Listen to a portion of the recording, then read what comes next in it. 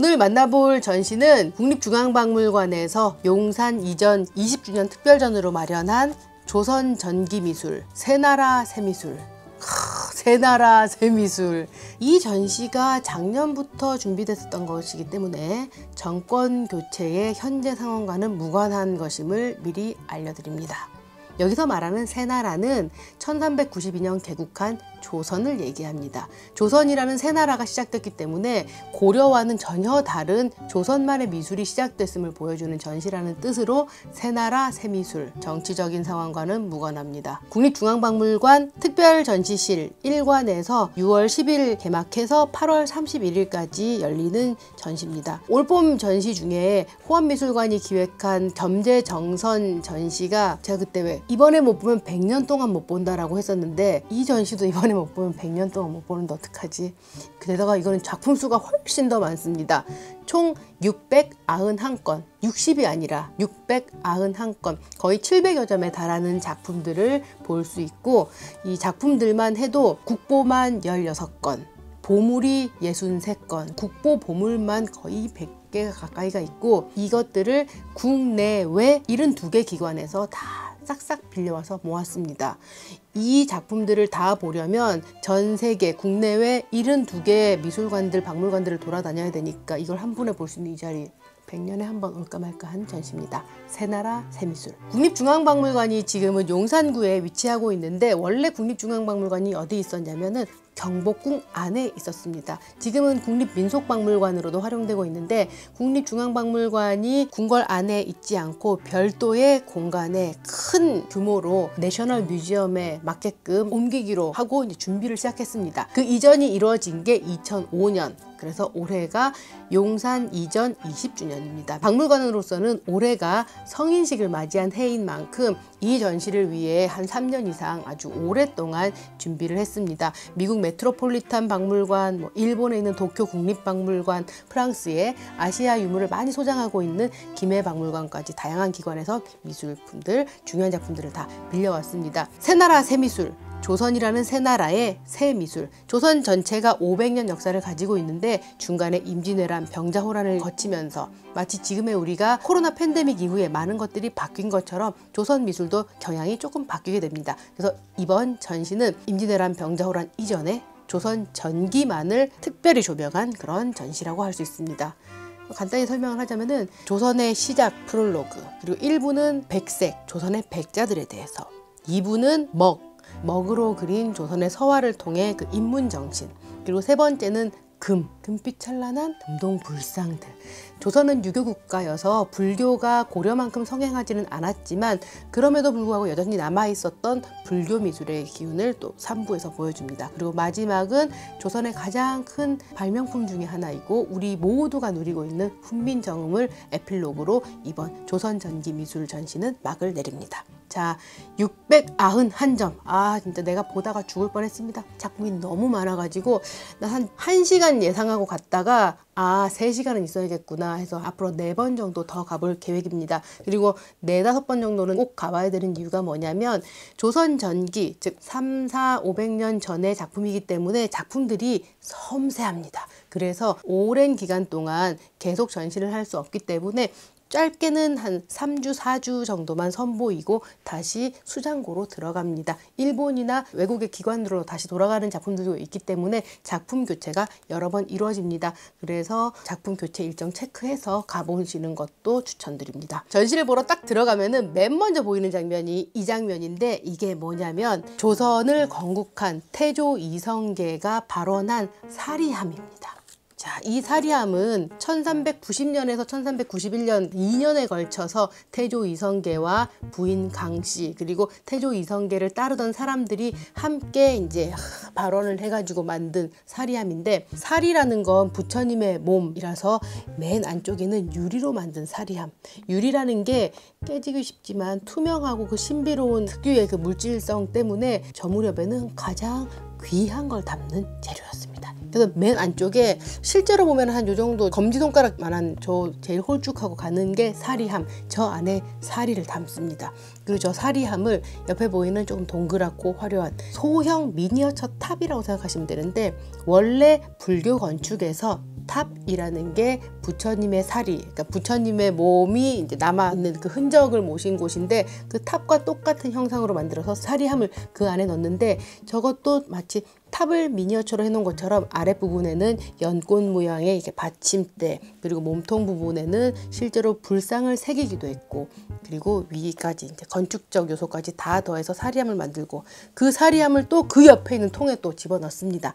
팔각형으로 된 윗부분 보면 지붕 모양을 가지고 있어서 이것만으로도 마치 하나의 소형 사찰을 보이는 듯한데, 팔면체, 그래서 사방팔방 그 면에 부처를 새겨서 간절하고 간곡한 바람을 담았습니다. 여기서 담은 바람은 무엇이었느냐? 미륵불이 오시기를.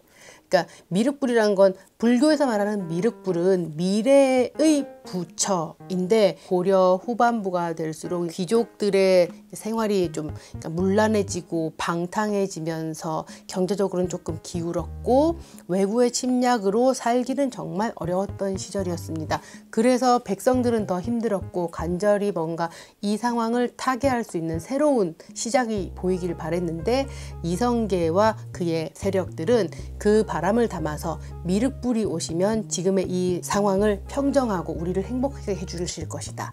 동시에 이건 이성계가 새로운 나라를 건국할 수 있는 명분으로 작동하기도 했었습니다. 그래서 조선이라는 나라의 시작을 이성계가 새로운 나라의 시작을 바라는 그 마음을 담았던 사리함으로 보여주고 있습니다. 딱 들어가면 이제 아까 프롤로그에서는 조선의 시작을 알리는 이성계의 사리함이 있었고, 들어가면 이제 백색이라는 조선의 백자를 소개하기에 앞서, 고려는 청자의 나라였습니다. 고려 청자는 그 특유의 맑은 비취색, 하늘색을 닮은 그 청자가 특징이었는데, 이 청자가 나중에 이제 뭐 외구의 침략도 있고 막 여러 상황이 안 좋아지다 보니까 철분이 적은 청자에 적합한 흙을 구하는 것도 좀 쉽지 않은 상황 속에서 귀족들이 몰락해 가면서 고급 청자를 사 모으던 수요가 점점 사라지게 됩니다.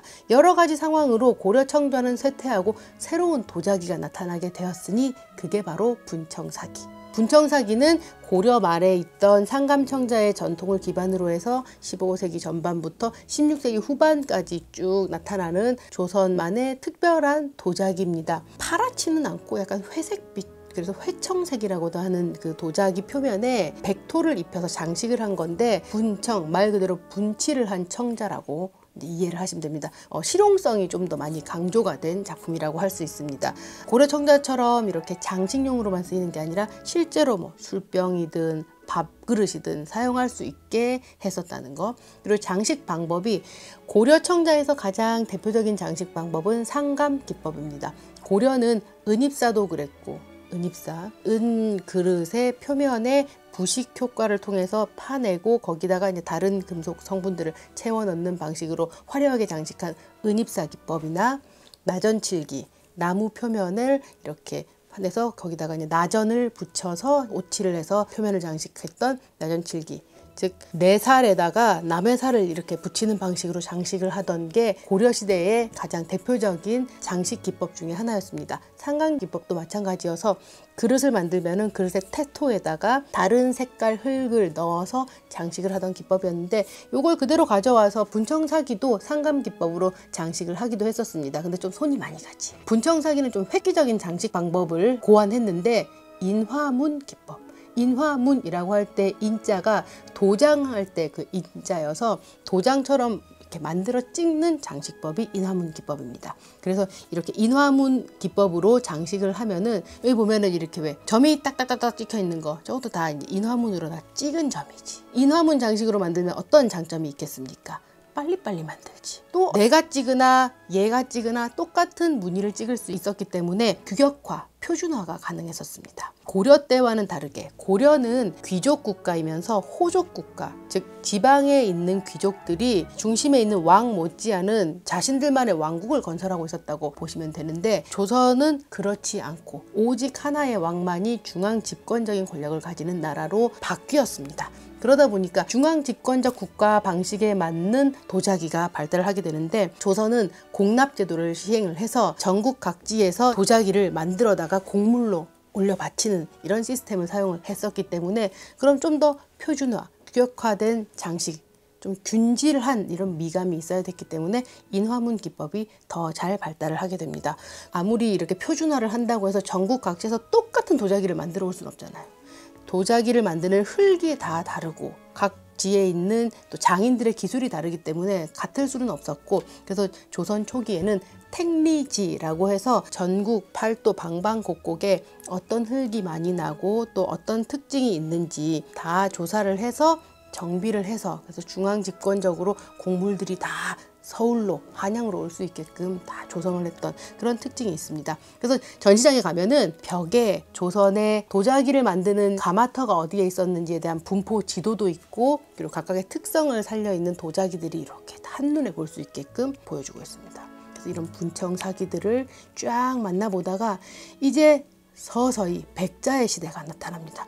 요거는 그릇을 왜 엎어놨을까? 저 그릇의 아랫면에 글자가 써 있었던 겁니다. 천지현황, 뭔가 세상의 이치를 담은, 하늘은 검고 땅은 누렇다. 아니 무슨 밥그릇에 천지현황 이런 거창한 말이 쓰여 있어? 그래서 아무리 생각해도 이건 뭔가 특별한 곳에서 사용됐던 그릇이 아닐까 하는 추론을 해볼 수가 있습니다. 이건 삼성 선대회장인 이건희 회장의 컬렉션으로 이건희 회장이 수집하고 있다가 나라에 기증한 작품으로서 이번에 이건희 컬렉션 중에 일부로 전시에 출품이 됐습니다.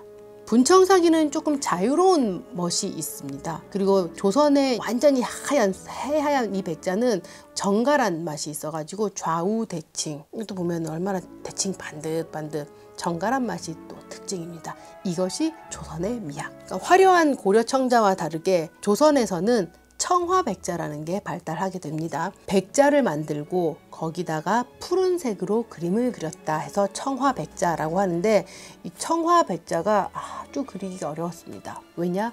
청화안료를 구하는 게 어려워서. 청화안료라는 게 유럽에서도 구하기 힘든 재료였었는데 돌에서 추출해낸 안료를 가지고 만드는 건데, 유럽 같은 경우에서는 아프가니스탄에 가야지만 구할 수 있는 안료였고, 우리나라에서도 물론 자체 생산이 되지 않는 수입품이었기 때문에 이렇게 사이즈가 큰 청화백자를 만들 때는 그걸 만들었다는 기록이 왕조실록의 기록으로 남을 정도로, 그렇게 큰 도자기에 청화 안료로 그림을 그리려면은 그만큼 돈이 많이 드는, 청화 안료 값이 금값보다 비쌌기 때문에, 그래서 저런 거는 아마도 왕실에서 쓰던 의례용 도자기가 아니었을까 추론해 볼 수 있습니다. 이런 분청사기의 미감을 많이들 이제 단색화에 빗대기도 합니다. 뭐 박서보의 묘법이나 윤형근, 하종현 같은 작가들의 이런 미감에서 분청사기의 아름다움을 느끼는 경우들도 있습니다. 요거는 보물로 지정된 병인데 도자기를 반듯하게 잘 만들어 놓고 장식용 그림으로 술병을 매다는 끈 모양을 저렇게 그려놓은 비대칭적인 미감은 파격적이어서 우리가 봐도 좋지만 외국 사람들도 감탄을 금치 않는다고 합니다.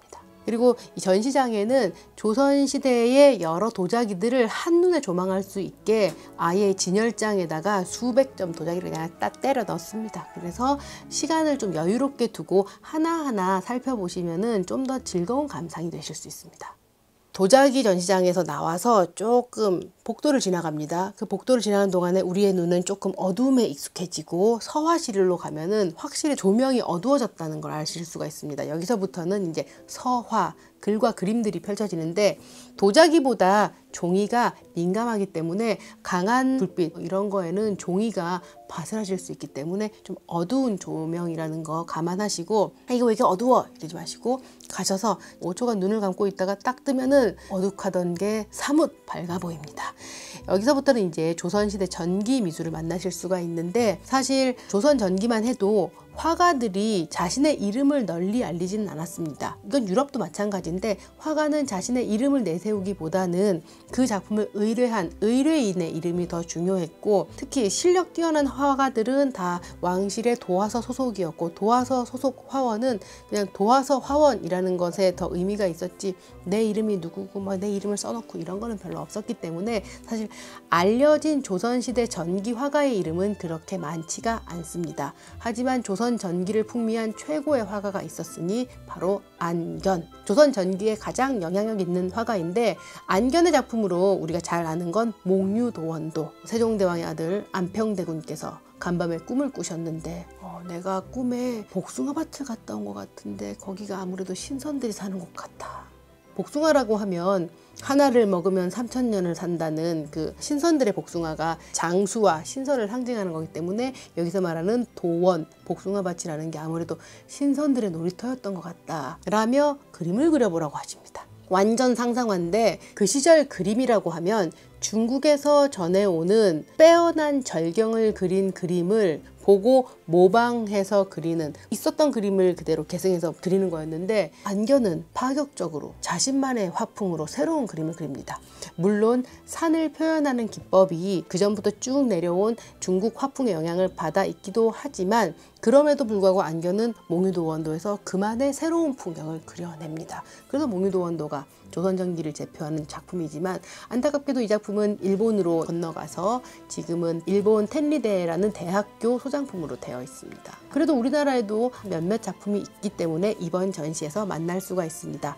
안견의 그림 특징이 있습니다. 나중에 그림 보러 갔을 때 아우 저거 안견풍이네 라고 하려면은 이것만 기억해 두십시오. 그림의 구도가 가운데 주인공이 있어서 좌우 대칭을 이루는 게 아니라 왼쪽으로 치우쳐 있거나 오른쪽으로 치우쳐 있거나 이렇게 쏠림형 구도가 안견 화풍의 특징입니다. 전체적인 이 산의 배치는 오른쪽 왼쪽으로 좀 쏠려 있고 나무가 한두 그루 앞에 이렇게 딱 배치돼 있어 가지고 나무 너머로 산이 펼쳐진 것 같은 그런 풍경이 특징이고, 그 다음에 나무 끝이 꽃게발 혹은 손톱처럼 날카롭다고 해서 해조묘라고 합니다. 개 해자에 손톱 조자를 써서, 그래서 나뭇가지 끝이 아주 날카롭고 뾰족뾰족하게 그려져 있는 이 기법. 북송시대 때 곽희라는 화가가 고안한 화풍이 조선시대까지 전해왔는데 안견파 화풍의 특징이 한쪽으로 치우친 구도, 가까이에 배치한 나무, 그리고 끝이 아주 뾰족한 해조묘의 나무 표현, 이게 특징입니다. 이걸 보면은 그래서 한쪽으로 치우친 그림의 구성은 두 폭을 나란히 놨을 때 딱 조화롭게 떨어지는 게 이 특징이라고 할 수 있습니다. 이렇게. 그리고 서양화나 이런 현대적인 그림들은 가로로 조금 긴 구조, 그래서 거실의 결기에 딱 좋은데 옛날 그림은 이렇게 두루마리로 족자로 만들어져 있어가지고 아래 위 세로로 긴 형태입니다. 그래서 세로로 긴 형태에다 이렇게 풍경을 배치하면 중간이 좀 끊길 수가 있는데 이런 것도 멋없게 처리하지 않고 은은하게 물길이라던가 안개를 배치하면서 분위기를 더한 게 안견 화풍의 특징입니다. 이 당시 그리던 그림들, 조선전기 산수화를 보면은 특정한 소재가 있는데 바로 소상팔경도, 중국 송나라 때부터 유행하던 그림인데 중국 호남성 지역에 소강 그리고 상강, 이 두 개의 강이 있어가지고 이 소강과 상강 주변에 풍경을 그린 8가지의 그림을 일컬어 소상팔경도라고 했습니다. 주제가 8개가 있는데 여러분, 제가 고고미술사학과를 졸업했습니다. 미술사 입문 시간에 소상팔경도 외워가지고 한자로도 적고 뜻까지 적었었는데 제가 그때도 다 맞추지 못했었고 지금도 외우는 게 많이 어렵습니다. 하지만 열심히 보고 읽어보겠습니다. 소상팔경도가 총 8개의 그림입니다. 산시청남, 산 속에 있는 시장에 펼쳐지는 아지랑이를 그린 풍경, 약간 봄 풍경에 가깝겠죠. 연사모종, 안개 낀 절에서 울리는 저녁소리라는 그런 작품이 있고, 또 어촌석조, 어촌마을에 이제 노을이 지는 모습, 또 원포귀범, 멀 원자를 써서 멀리에서 돌아오는, 돌아올 귀자를 쓴 멀리에서 돌아오는 배, 또 소상야우라고 해서 소상강에 내리는 밤비. 너무 운치 있지 않아요? 이름부터가 이거 자체가 한시라고 할 수 있죠. 동정추월, 동정호라는 그 호수에 비친 추월, 가을 달. 그 다음에 평사낙안, 평사낙안은 넓은 모래벌판에 안자가 기러기 안자여서 기러기들이 이렇게 내려오는 모습. 그리고 마지막 강천모설, 강과 하늘에 내리는 모설, 설자가 눈이라서 모설까지 다양한 그림들인데, 어촌석조도와 평사나간도가 펼쳐집니다. 이건 야마토 문화관이 소장하고 있는 안견의 그림이다 라고 전하는 작품인데 어촌석조 그리고 평사나간 요게 잘 보면 이게 바로 기러기떼라는 거지. 기러기떼가 이렇게 흩어지지 않고 날아올 정도라면 얼마나 평화로운 풍경인지를 알 수가 있습니다. 그리고 여기 나무를 표현한 걸 보면은 저 뾰족하고 섬세한 게 사실 이건 제가 확대해서 찍어와서 이런 거지 실제 장면에서 보면은 저런 디테일을 자칫 놓치고 지나갈 수도 있는데 잘 보면 정말 섬세하게 가늘지만 아주 힘있는 이 식물 표현들이 압권입니다. 이런 것들 산속에 숨어있는 절에서 은은한 종소리가 들리는 것 같은 저런 풍경들 그리고 어촌의 풍경 저렇게 포구에 나룻배가 이렇게 걸쳐져 있는 모습들 이게 이제 조선 전기 미술들의 특징인 거고 또 조선 전기는 어떤 특징이 있냐면은 아까 얘기했지만 중국 그림의 영향을 많이 받았던 게 그 전까지의 미술이었으면은 이제 조선 전기에는 자주적으로다가 우리 얼굴 그리고 우리 한복 우리 모습 그래서 좀 더 한국적인 풍경을 그리려는 노력들이 이루어집니다. 여기 보면은 동자견려도라고 해서 개울을 건너기 싫어서 버티는 나귀의 모습을 그린 장면이 있는데 여기 보면은 이 아이가 입고 있는 옷, 신발, 얼굴 표정 다 너무나도 한국 어린이라는 거 그리고 이 표현에서는 정말 버팅기는 그 나귀의 모습까지도 정겨워서 조선시대 미술에서도 이런 디테일에 깨알 재미가 있구나라는 걸 아실 수가 있습니다. 조선 전기 미술의 하이라이트 이암이라는 화가가 그린 강아지 그림인데 너무 귀여워. 게다가 강아지가 3가지 종류인데 이 강아지들이 눈이 큰 가운데 앉은 까만 강아지도 이쁘고 옆에 뒤에 자고 있는 개도 귀엽고 앞에 있는 하얀 강아지는 벌레를 하나 가지고 놀고 있네. 저 죽겠다 저러다 저 벌레는. 그리고 전체적인 구도는 기쁜 소식을 전해주는 까치와 나비까지 배치를 해서 너무 예쁜 그림. 이암이라는 화가는 이름이 외자입니다. 조선시대에 이시성을 가진 외자 이름은 왕족이거든요. 그래서 왕실의 일원으로 태어나서 정치 진출은 하지 않은 인물이었습니다. 이암이 이렇게 개그림으로 유명해서 지금도 많은 박물관 문화상품 중에 저 강아지 그림 만나실 수가 있습니다. 너무 귀여워 너무 귀여워. 그리고 마지막 섹션 3부에서는 불상과 불교 미술들이 펼쳐지는데 지금은 작품이 다시 집으로 돌아갔지만 조계사 대웅전 불상도 이번 전시에 출품이 됐습니다. 조계사 대웅전 불상이 조계사를 떠난 건 역사 이래 처음이었다고 합니다. 처음 불상이 외출을 하셨었고 전시 초반부를 이렇게 탁 지키고 있다가 지금은 떠나셨습니다. 조선 전기에는 여전히 불교 미술이 조금 남아 있었다는 걸 볼 수 있기 때문에 조선이라는 새 나라가 불교를 완전히 배척하지 않고 그래도 어느 정도 포용과 다양성이 공존했었다는 게 좀 인상적인 대목이었고요. 그리고 전시의 마지막은 간송미술관 소장품인 훈민정음 해례본. 결국 조선이라는 새 나라가 탄생했고 그 나라가 추구했던 것은 많은 백성들이 평안하고 살기 좋은 나라를 만드는 것이었기 때문에 나란말싸미 둥기게 달아 문자로 삼았디요. 중국과 언어가 일치하지 않아서 글을 배우기 어려우니 우리 백성들도 좀 더 쉽게 글을 배우고 지식을 쌓아서 정보를 확산하면서 더 잘 살길 바라는 세종대왕의 마음이 바로 훈민정음으로 이어졌기 때문에 이게 조선이라는 새 나라의 국가 철학을 가장 잘 담고 있다는 뜻에서 이번 전시의 마지막 작품으로 훈민정음 해례본을 실물로 만나볼 수 있습니다. 좀 전시가 깁니다. 691점. 하지만 72개 기관에서 쫙 모아온 거기 때문에 꼭 천천히 하나하나 보시면 좋겠고요. 다시 한번 관람 노하우를 얘기해 드리자면은 조선 분청사기와 백자들 한 번에 여러 개 뒀으니까 좀 더 꼼꼼하게 시간 두고 볼 것. 그리고 조선의 서화들 어두심심하다고 해서 대충 지나가지 말고 자세히 보면은 디테일이 너무너무 기가 막힙니다.